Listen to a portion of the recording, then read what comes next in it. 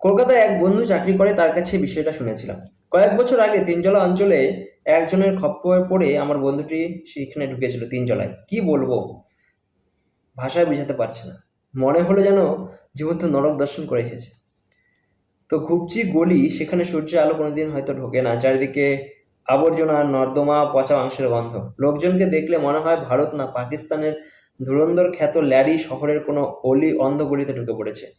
তারা বারবার ঘুরে ঘুরে আমাদের দেখছিল, কারণ আমাদের পোশাক পরিচ্ছদ এই এলাকায় দেখা যায় না। চোখ মুখ দেখেও মনে হয়তো বুঝতে পারছিল যে আমরা বাইরে থেকে এসেছি। কেমন একটা শত্রু দেশে আচমকা ঢুকে পড়েছে বলে মনে হচ্ছিল। বন্ধুর কথায় 8 থেকে 10 বছরের মেয়েরাও বোরকা পরে রাস্তায়। পুরুষরা হয় সাদা টুপি লুঙ্গিন, নয়তো লাল চুল, কালো কানে দুল।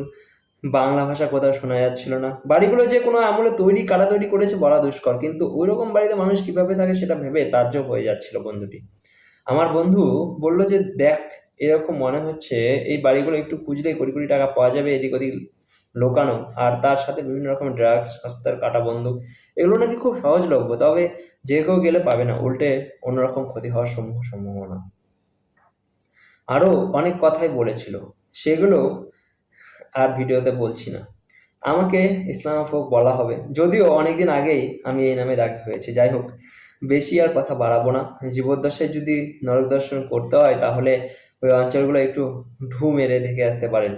মেয়েরা খবরদার যাবেন না, গেলে কালো তাবু পড়ে যাবেন, নয়তো আপনাদের প্রাণ আর সম্মান নিয়ে ছিনিমিনি খেলা হতে পারে। পুরুষরাও সাবধান, পকেটে বেশি টাকা, মোবাইল নিয়ে না যাওয়াই শ্রেয়। আমার সেই সময়ে সস্তা মোবাইল ছিল পকেটে, গড়ের মার, তাই রিস্ক নিয়ে ফেলেছিলাম। ফেরার পথে রাস্তা খুঁজে পাওয়া আমার একার পক্ষে সম্ভব ছিল না, নিহাত সেই পাগল বন্ধুটির সাথে ছিল বলে।